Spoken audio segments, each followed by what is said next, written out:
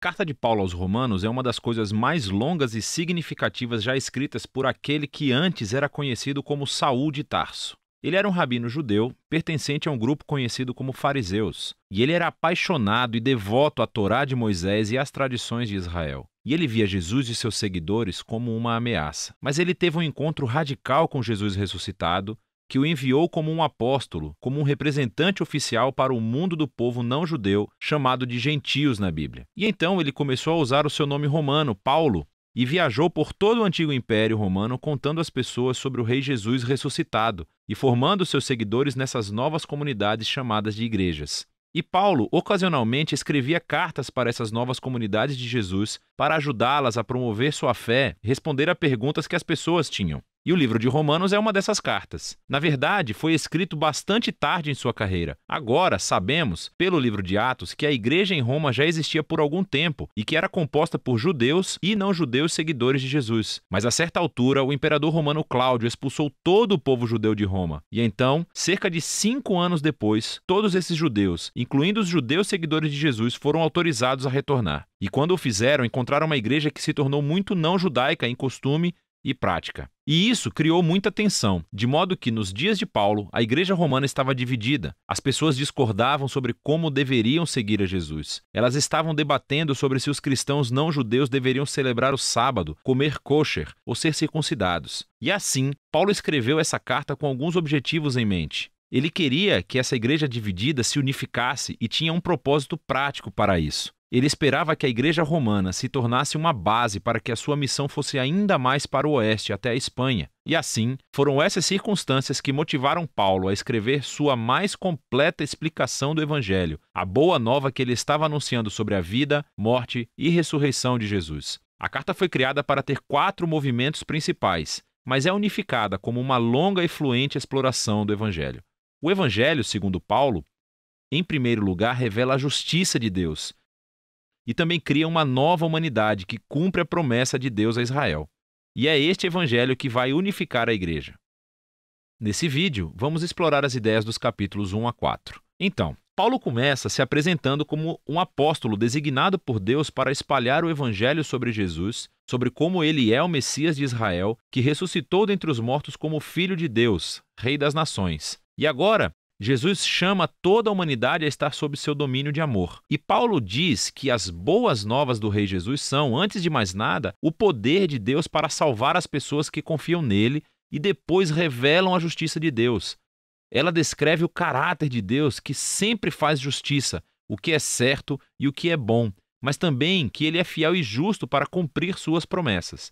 E Paulo está dizendo que a história de Jesus nos mostra como Deus fez essas duas coisas. Mas como? Bem, primeiro ele reconta de uma forma longa e criativa a história do Gênesis nos capítulos de 3 a 11. Ele mostra como todo o mundo gentil, todas as nações estão presas em um ciclo de pecado e egoísmo. O coração e a mente humana estão partidos, afirma Paulo. Nos afastamos de Deus para abraçar a idolatria, o que significa encontrar significância suprema em coisas criadas e dar maior fidelidade a essas coisas que não são Deus. Isso resulta em uma distorção da nossa humanidade e comportamento destrutivo. E então, o que resta é uma humanidade que vive uma vida de acusações diante de um Deus justo, o qual o povo de Israel pode dizer: bom, parece que Deus fez uma boa decisão quando escolheu o nosso povo dentre as nações. Ele nos salvou da escravidão no Egito. Ele nos deu as leis da Torá, como o sábado, comer kosher, a circuncisão, e todas essas coisas juntas nos mostram como viver como o povo santo de Deus. Mas Paulo diz: calma aí, gente. Ele lembra a história da Torá e do resto do Antigo Testamento, que mostra que Israel era tão corrupto quanto o resto da humanidade.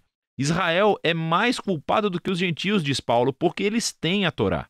Eles deveriam saber. E assim, conclui Paulo, toda a humanidade, gentios, israelitas, estão desesperadamente presos e culpados diante de Deus. Mas essa não é a palavra final. As boas novas sobre Jesus são a resposta de Deus. Em vez de culpar a humanidade, Jesus veio como o Messias de Israel para morrer em nome de todas as pessoas como sacrifício pelos pecados. Como nosso representante, Jesus sofreu no seu próprio corpo todas as consequências da dor, do pecado e da morte que causamos no mundo. e ele superou tudo com a sua ressurreição dentre os mortos. Ele disponibiliza sua nova vida de ressurreição para os outros. Jesus se tornou no que nós somos para que pudéssemos nos tornar em quem ele é. E tudo isso, diz Paulo, é como Deus justifica aqueles que confiam ou têm fé em Jesus. Agora, justificação é outro termo rico do Antigo Testamento para Paulo e está relacionada com a justiça de Deus. Literalmente significa se declarar justo. Por causa daquilo que Jesus fez em nosso lugar, recebemos um novo status diante de Deus. Em vez de nos considerar culpados, Deus declara que as pessoas estão em um relacionamento correto com Ele e estão perdoadas. A justificação resulta em uma nova família. A pessoa que confia em Jesus recebe um lugar entre o povo da aliança de Deus. A justificação também resulta em um novo futuro, que inicia uma jornada de transformação da vida pela graça de Deus. E assim, todas essas coisas sobre justificação são um presente de Deus para aqueles que, através da sua fé, estão em Cristo Jesus. E isso leva Paulo, no capítulo 4, a explorar as enormes implicações que tudo isso tem para quem pode fazer parte da família da aliança de Deus. Ele volta para a história de Abraão em Gênesis, capítulo 15. Antes de qualquer uma das leis da Torá ter sido dada a Israel, Abraão foi justificado ou declarado justo diante de Deus. Como? Bom, Deus prometeu que Abraão se tornaria pai de uma grande família multiétnica que receberia a bênção de Deus. Mas ele e sua esposa Sara eram muito velhos, nunca conseguiriam ter filhos. Mesmo assim, Abraão tinha uma fé radical e confiança na promessa de Deus, e, portanto, Deus declarou que ele era justo. E assim, Paulo diz, agora Abraão tornou-se o pai da nova família da aliança e está se espalhando por todo o mundo. Essa família é composta de judeus e gentios que têm o mesmo tipo de fé e confiança naquele que cumpriu a promessa de Deus a Abraão, Jesus, o Messias. Então, vamos fazer uma pausa e resumir as ideias principais de Paulo aqui nos capítulos de 1 a 4, porque elas são a base para entender o restante da carta. Esse resgate, no entanto, não vai acontecer através de pessoas que tentam obedecer às leis da Torá.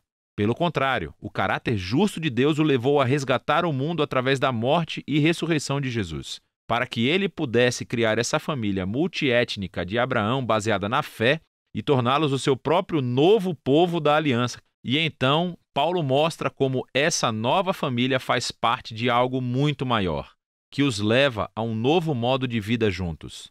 Mas tudo vai estar enraizado nessas ideias centrais exploradas no capítulo de 1 a 4 da carta de Paulo aos Romanos.